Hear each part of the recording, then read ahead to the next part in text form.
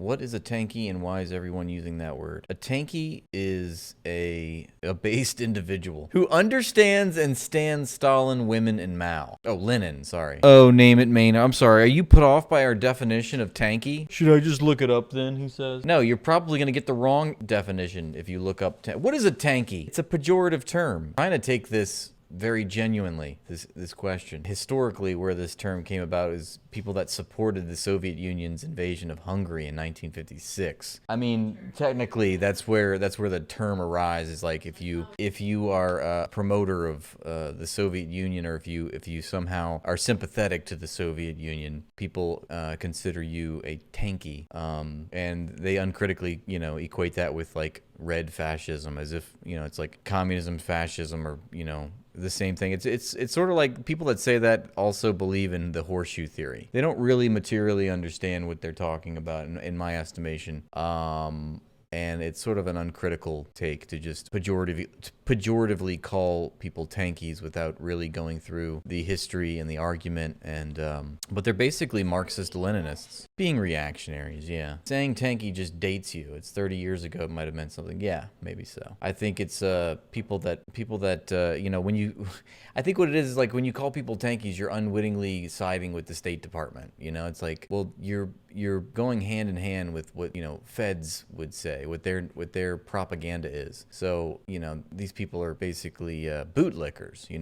As Marxists, we understand that like there's the base and the superstructure, and there's the principal contradiction, and then there's the secondary contradictions, and there's many different secondary contradictions, but there's always only one primary contradiction. And in the fight against imperial capitalism, the Communist Chinese Party and the Soviet Union, these were the countries that were fundamentally organized differently. They were organized antithetically and antagonistic towards the way that capitalist society is organized. So they were threats, and they were battling imperial capitalism. So I think it's silly to just say, no, all is bad. The United States, the Soviet Union, they're both the same. Both were fascist. It's sort of like when Destiny, this is just fresh in my mind because we just watched this. When he tries to both sides Israel, Palestine. I mean, just because, the violence of Palestine is qualitatively different than the violence of Israel. They're done for different reasons,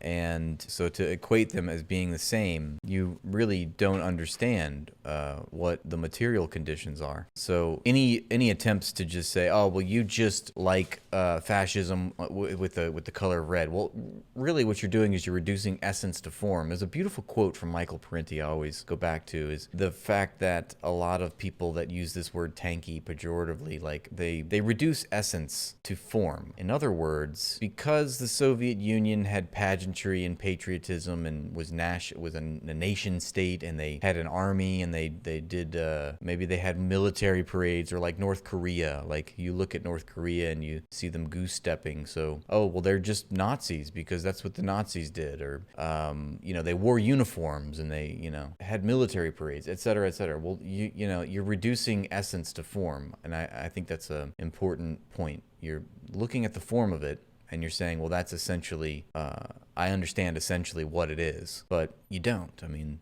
just because, North Koreans goose step don't mean that they're fascists, and it doesn't mean that they're Nazis, or they're trying to take over the world, or they're evil. These are some of the biggest victims of the United States and of imperial capitalism. I mean, North Korea alone, their country was completely decimated by imperialism, and need we go into the historical record in the 1950s when the United States carpet bombed North Korea and killed 20% of the North Korean population, razed all the towns and villages? This is according to the U.S. Army Brigadier Commander that oversaw the bombing campaign, so we can take his word for it. His name escapes me, but it's in the historical record, and you can look it up, and that amounts to 1.5 million people. Now I ask you, if North Korea bombed the United States and killed 20% of the American population, and the Americans stratified their government and took an isolationist approach and didn't bow down to the global finance system that was dominated by North Korea, would you call the Americans tankies for doing that? Just because they oppose imperialism? I mean, I'm just trying to expose the double standard here. If we are making a principled argument, then of course we can understand that if it's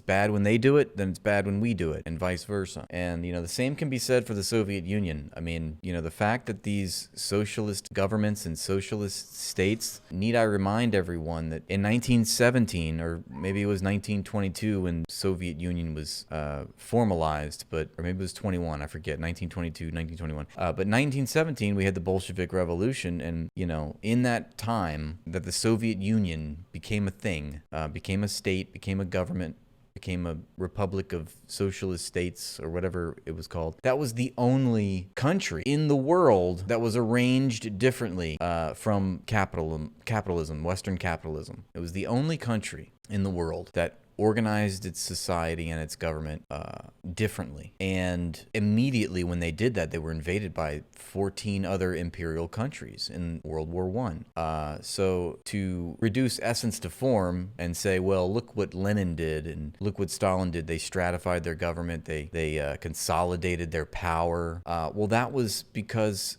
out of necessity. I mean, if you look at it, this country was being overthrown and then had to immediately defend itself from imperial powers, and facing internal fractures. The U.S. government, and this is well known as well, the Secretary of State Lansing, in a communique to the ambassador, I think, to the Soviet Union, or maybe it was just Russia at that time, but they tried very hard to sabotage Russia.